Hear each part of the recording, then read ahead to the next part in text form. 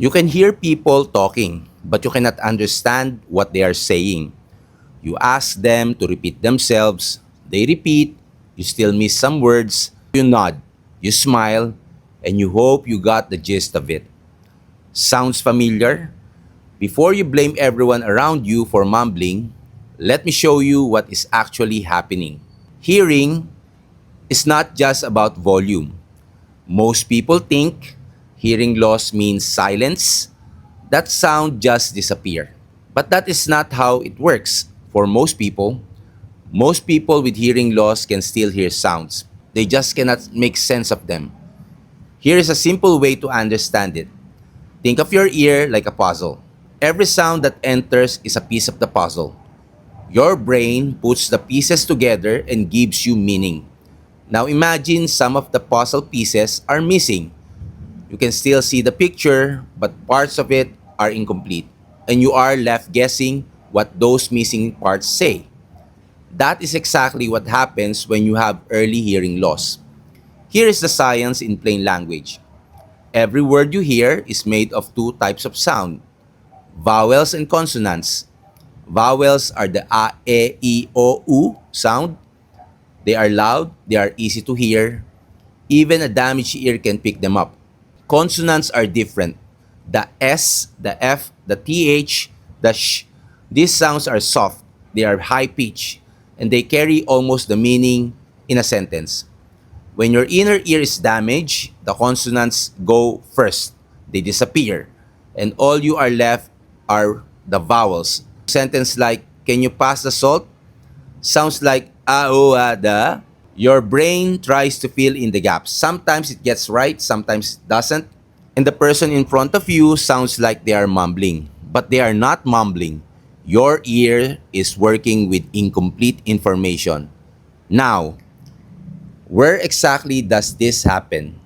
Your ear has three parts. The outer ear, which catches the sound like a satellite dish. It collects everything and points it inward. The middle ear has three of the smallest bone in your entire body. They vibrate and carry the sound deeper inside. If there is fluid there or stiffness, the sound gets blocked before it gets or goes further. But the most common cause of the mumbling problem is the inner ear. Inside the inner ear is a tiny structure shaped like a snail. It is called the cochlea. Inside the cochlea are thousands of tiny hair cells. Each hair cell handles a specific pitch of sound. The ones at the base handles high-pitched sounds like the consonants, the S, the F, and the SH. These hair cells get damaged over time from loud noise, from aging, and from years of exposure to the world around us. And once they are gone, they do not come back. So the consonants go silent. The puzzle loses pieces, and every conversation becomes a guessing game. Now, here is what I want you to hear. This is stage 1, the denial stage. Most people who are in this stage know something is off. They feel it every day, but they tell themselves it is not serious enough to go anything about it. That is the most dangerous place to be, because the longer you wait, the more hair cells you lose, the harder it becomes for your brain to adjust, and the harder treatment becomes when you finally decide to act. You do not need to figure everything out today. You just need to take one step. Get a proper hearing evaluation with a licensed audiologist, someone who can show you exactly what your ear is doing in a clear, simple picture called an audiogram.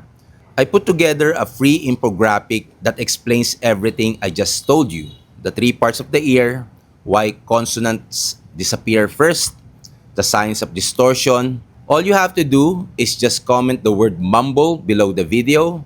Type mumble and I will send you directly the full info guide for free. Because understanding what is happening in your ear is the first step to doing something about it. Comment mumble now and visit www.eroslomboy.com to learn more.